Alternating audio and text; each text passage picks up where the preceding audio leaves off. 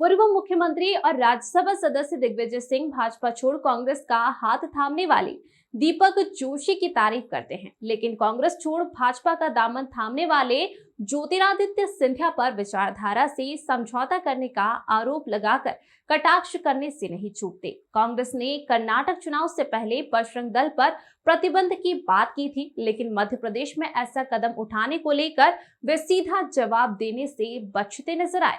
Indore press club में चर्चा में दिग्विजय सिंह ने कई बार बजरंग दल के गुंडे कहकर तल्ख अंदाज दिखाया।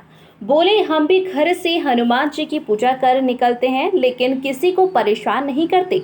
बजरंग दल पर प्रतिबंध के बारे में पूछने पर कहा कि जो नियम विरुद्ध काम करेगा उसके खिलाफ कार्रवाई होगी। दिग्विजय ने कहा कि कैलाश जोशी राजनीति के संत थे, मगर भाजपा ने कभी पद्मश्री या अन्य कोई सम्मान उन्हें नहीं दिया। उल्लेखनीय है कि उनके बेटे दीपक ने हाल ही में कांग्रेस का दामन थामा है। दिग्विजय बोले, मेरे गुरु महेश जोशी ने कहा था कि चाहे जो हो जाए विचारधारा से समझौता मत करना। हमें सूचना थी कि कुछ बिक रहे हैं, यह नहीं सोचा था कि ज्योतिरादित्य सिंधिया भी बिक जाएंगे। श्री सिंह ने कहा कि कांग्रेस में सिंधिया का भविष्य सुरक्षित था, उनके लिए कई संभावनाएं भी थी।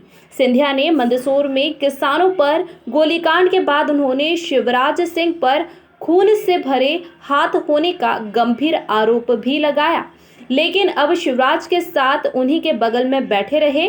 कांग्रेस छोड़ने के बाद उनके बयान और भी दुखी करते हैं। छोटे से पद के लिए ऐसा किया। उन्होंने कहा, मध्य प्रदेश में चुनाव भाजपा और कांग्रेस के बीच ही है, अन्य पार्टियां सिर्फ भाजपा के इशारे पर वोट काटने के लिए हैं। पूर्व मुख्यमंत्री ने कहा कि उज्जैन में श्री महाकाल महालोक में भ्रष्टाचार के मामले से ध्यान भटकाने के लिए दमोह के स्कूल के मामले में तूल दिया है।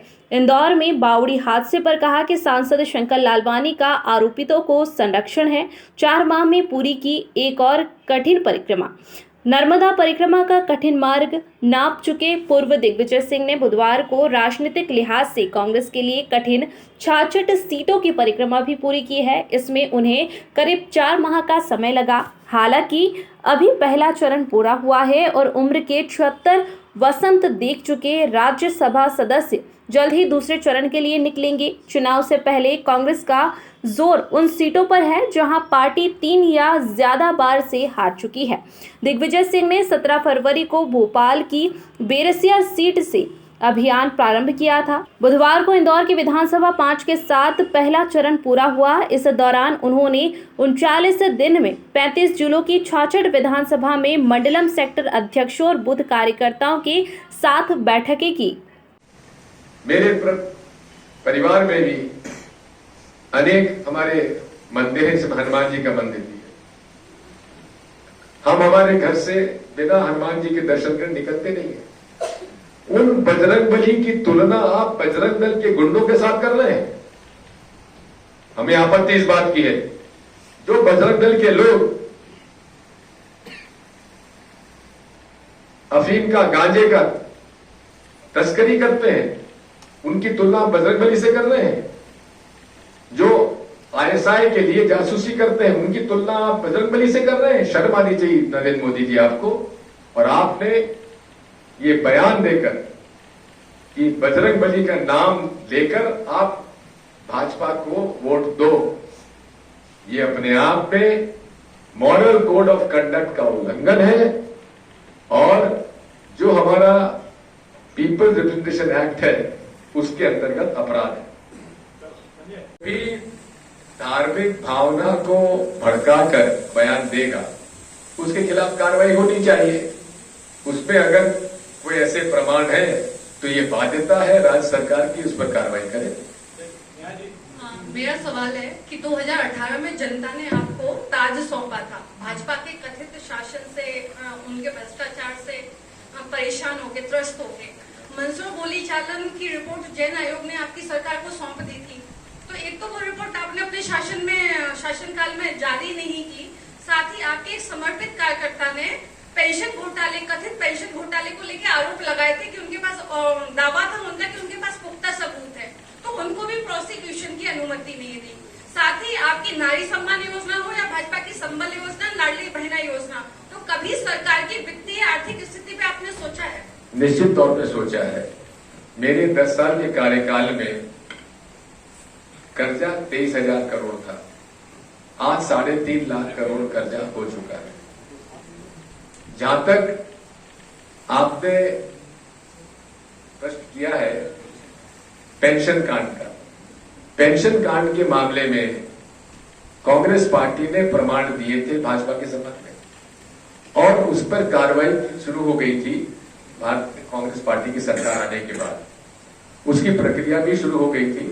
इसी तरह से व्यापक के प्रकरण में जिनकी अवैध नियुक्तियां हुई थी उसका भी हम लोगों ने प्रोसेस चालू कर दिया था और उस पर कार्रवाई होने वाली थी सरकार गिरने से पहले। जहां तक जैन कमीशन का सवाल है, मैंने आज कमलनाथ जी का बयान पढ़ा है जिसमें उन्होंने कहा है कि जैन कमीशन रिपोर्ट वो उजागर नहीं की भाजपा ने। ये तो उनके पास जानकारी होगी, मैं तो मुख्यमंत्री था नहीं कि कमीशन की रिपोर्ट कमलनाथ जी के पास पेश हो गई थी कि नहीं हो गई थी। सर, शिवराज सिंह जी ने प्रेस कॉन्फ्रेंस की है, उनका ये कहना है कि चुनाव के समय मंदसौर कांड कांग्रेस को याद आता है।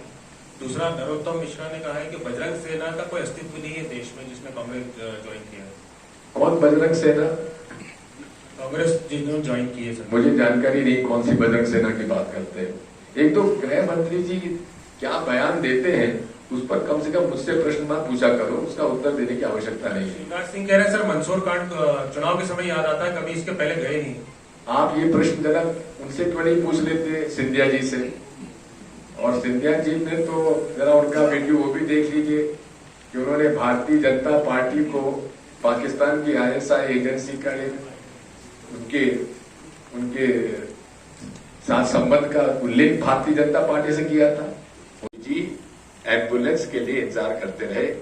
उन्होंने CMO को फोन किया डिस्ट्रिक्ट हॉस्पिटल में, कलेक्टर को फोन किया, मुख्यमंत्री को फोन किया, 6 घंटे तक किसी ने जवाब तक नहीं दिया,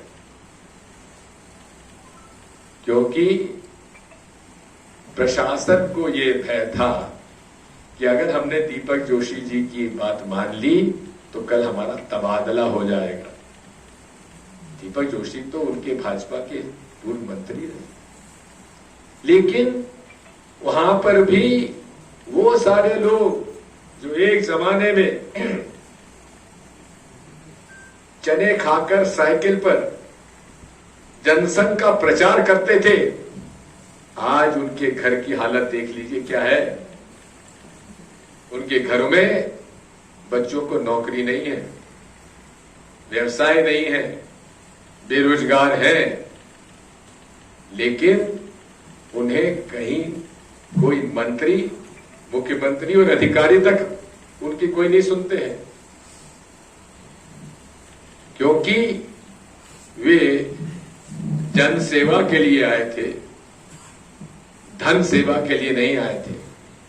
आज पूरे तरीके से शिवराज सिंह चौहान जी को और उनकी पूरी टीम को जन सेवा करने वाले व्यक्ति नहीं, धन सेवा करने वाले व्यक्तियों की पूछ है। साथियों, इंदौर का ये मसला ले लीजिए, जिनको हर पार्टी का सम्मान था, संत रूपी व्यक्ति थे, जीवन में उन्होंने कभी उनके ऊपर कभी भ्रष्टाचार का कहीं आरोप विरोधी भी नहीं लगा पाए थे। छोटे मोटे भाजपा के नेताओं को पद्मश्री, पद्म भूषण, पद्म विभूषण, पता नहीं कौन कौन से पद्म अवार्ड दे दिए, लेकिन कैलाश जोशी उसके लायक नहीं थे, क्योंकि वो ईमानदार थे। इनको चाहिए बेईमान, भ्रष्ट, कमाऊपूत जो इनके लिए चंदा उगाए और सैकड़ों हजारों करोड़ रुपए कमाए। कैलाश जोशी जी अपने बच्चे दीपक जोशी के लिए क्या छोड़ गए? 3 कमरों का एक मकान देवास में। लेकिन उन्होंने खुद ने, दीपक जोशी ने अपने बयान में कहा है कि ये शिवराज सिंह चौहान जब हमीदिया कॉलेज पढ़ते थे तो इनके घर खाना का और कपड़ों की व्यवस्था कैलाश जोशी किया करते थे। ये मैंने नहीं कह रहा हूं, ये दीपक जोशी जी का बयान है। दीपक जोशी जी की पत्नी कोरोना में ग्रस्त थी। एक तरफ प्रचार किया जाता है कि हमने 1000 एम्बुलेंस खरीद के रखी हुई हैं, वो कहां गई? लाल परेड ग्राउंड पे हमने फोटो तो देखा था कि 1000 एम्बुलेंस खड़ी हुई है, लेकिन वो कहां गई? सरकार गिरा दी गई और ठेका गुजरात के एक ठेकेदार को हुआ और उन्होंने इतना बढ़िया निर्माण किया सप्तऋषि मूर्तियों का कि तेज हवा के झोंके में ही 7 में से 6 मूर्तियां गिर गई,